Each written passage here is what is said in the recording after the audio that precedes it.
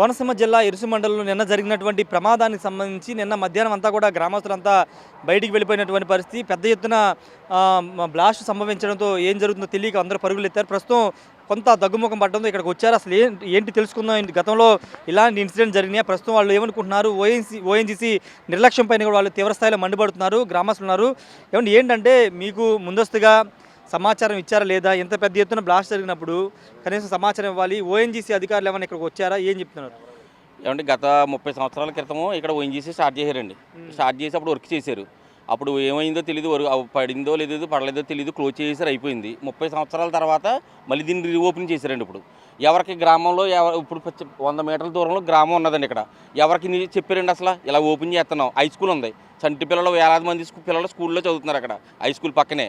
కనీసం ఎవరికైనా కూర్చోబెట్టి లేకపోతే పెద్దలను కూర్చోబెట్టి ఇలాగ ఓఎన్జీసీ మళ్ళీ స్టార్ట్ చేస్తున్నాం, లేకపోతే ఒకవేళ అది ఏది అన్స్పాట్లో ఇలాంటి ఏదైనా జరిగితే మీరు తీసుకోవాల్సిన జాగ్రత్తలు ఇవి, మేము చేయవలసిన ఇవన్నీ చెప్పడం కానీ ఏదైనా చేయడం కానీ ఏమీ చేయలేదండి ఇంతవరకును.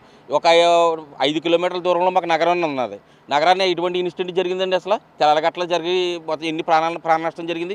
అలాగే ఈ రోజు కూడా నిన్న కూడా తెల్లగట్ల జరుగుంటే ఎవరైనా ఏదైనా అగ్గిపుల్ల కానీ ఏదైనా కానీ గీసుంటే ఏదైనా వేసుంటే ఎంత ప్రాణ నష్టం జరిగిందండి? ఎవరు సమాధానం చెబుతున్నాండి అసలు దీనికి? అసలు కనీసం తగిన జాగ్రత్తలు కానీ చేయవలసిన ఏమి కానీ ఎటువంటి జాగ్రత్తలు కానీ ఎటువంటివి కానీ ఏమీ చేయట్లేదు. మా కోనసీమ ఎంతో పచ్చదనంతో కూడుకున్న కోనసీమనే ఇలా సర్వనాశనం చేసి వాళ్ళకి కావాల్సిన ఎన్ని పట్టుకుని వెళ్ళిపోతున్నారు. కనీసం ఇలా రిగ్గులు చేసిన గ్రామాల్లో కానీ చుట్టుపక్కల ప్రదేశాల్లో కానీ తగిన జాగ్రత్తలు కానీ తగిన సదుపాయాలు కానీ ఏమీ ఏర్పాటు చేయట్లేదు. రోడ్లు కాడి నుంచి స్కూళ్ళు కానీ బిల్డింగ్లు కానీ ఎటువంటి పేదోళ్ళు ఉన్నారు ఇక్కడ, ఏ పూట తెచ్చుకుని బతికి వాళ్ళు అందరూ ఉన్నారు. కనీసం అలాంటి వాళ్ళకి మౌలిక సదుపాయాలు కూడా ఏమైనా ఏర్పాటు చేయటం కానీ కనీసం వాళ్ళకి నిత్యావసరాలు కానీ ఏమైనా సాయం చేయడం కానీ అలాంటి ఏవి కూడా ఏమీ చేయట్లేదండి వాళ్ళు.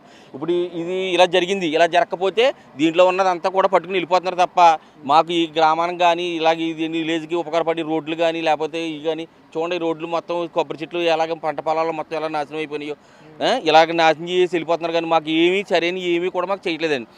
ఇంత ఓయింగ్ చేసి మళ్ళీ ఇలా స్టార్ట్ చేస్తున్నప్పుడు వీళ్ళ మాకు గ్రామానికి చెప్పాల్సిన బాధ్యత ఉన్నదా లేదని తెలియపరచాలి కదండి. ఇలా ఇంటికి తెలియపరచకుండా ఎవరికి చెప్పేసారండి మళ్ళీ ఇక్కడ.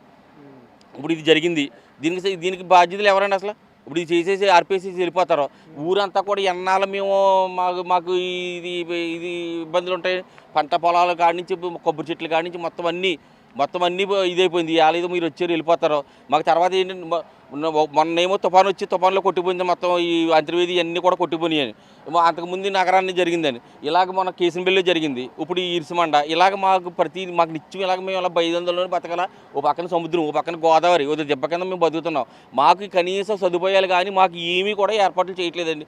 దాని మీద మాకు గవర్నమెంట్ కానీ మాకు ప్రభుత్వాలు కానీ మాకు తగిన సర్వీస్ చేసి మా గ్రామానికి చేయవలసిందని చెప్పేసి మేము కోరుతున్నాం. మీరేంటండి అంటే ఓఎన్జీసీ వాళ్ళు ఏమన్నా మాట్లాడారా మీ గ్రామస్తులతో? ఇన్సిడెంట్ జరిగిన తర్వాత వాళ్ళ సిబ్బంది ఏమైనా మాట్లాడారా? ఓఎన్జీసీ వాళ్ళు అదే లేట్గా స్పందించారండి. ఇది లేట్గా స్పందించారు. వాళ్ళే పరుగులు తీశారు కదండి. ఇప్పుడు కొద్ది బ్యాక్ వాళ్ళే లేట్గా స్పందించారు. ఇక్కడ ఏంటంటే మెయిన్ అంటే రాజోలు నియోజకవర్గంలో ప్రతి గ్రామంలో ఇంచుమించుగా గ్రామం పక్కన గ్రామంలో ఓఎన్జీసీ రిగ్గు ఉంది.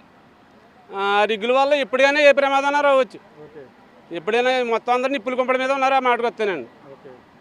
అలాగని కాకుండా ఈ రోడ్లు మెయిన్ ఏంటంటే మౌలిక వసతులు కల్పించాలని ఓఎన్జీసీ లాలో ఉంది. ఏదో వైద్యం కానీ విద్య కానీ మౌలిక వసతులు కానీ రోడ్లు రవాణా ఇవన్నీ చేయాలని ఉందండి. కానీ ఎక్కడ కూడా ఒక చూడండి ఇదే రిగ్గు ఉంది, దీనికి సరైన రోడ్ లేదు, రూటే లేదు అని చెప్తున్నాను. అలాగా ప్రతిదీ కూడా అలాగే ఉందండి. మీకు అలా పట్టిపోవడమే తప్ప కానీ ఇక్కడ నుంచి ఓఎన్జీసీ ఆయిల్ దోసుకెళ్ళిపోవడమే తప్పండి. వీళ్ళకి లోకల్గా ఓఎన్జీసీ వాటర్ ఇప్పుడు ఏర్పాటు చేయటం అసలు ఇలాగా. ఇప్పుడు ఇలాంటిది ఏదైనా జరిగితే ఇలా తగిన తీసుకోవాల్సిన చర్యల గురించి కనీస చర్యలు తీసుకోవాలి కదండి. ఇప్పుడు వాళ్ళ పైప్ లైన్ వేసి ఇప్పుడు వాటర్ పెట్టి ఇప్పుడు తడుగుతూ ఏంటంటే అసలు ఇక్కడ దానికి తగ్గట్టుగా ఇక్కడ వాటర్ నిల్వ ఇక్కడ వాటర్ నిల్వ ఏర్పాటు చేసుకోవాలి కదండి. ఇలాంటిది ఏదైనా జరిగితే దానికి వెంటనే వాటర్ ఉండాలి, లేకపోతే దానికి లిక్విడ్ ఉండాలి, లేకపోతే దానికి సంబంధించినవి ఉండాలి, దానికి సంబంధించిన రెడీ చేసుకోవాలి కదా. ఏదంటే అసలు ఇక్కడ కనీస సౌకర్యాలు ఏవి ఎలా పడితే అలా వదిలేసి ఇప్పుడు ఏదో పట్టుకొచ్చి ఇప్పుడు అంటిస్తున్నారు. ముందు ఆలోచన ఉండాలా ఉండక్కర్లేదా?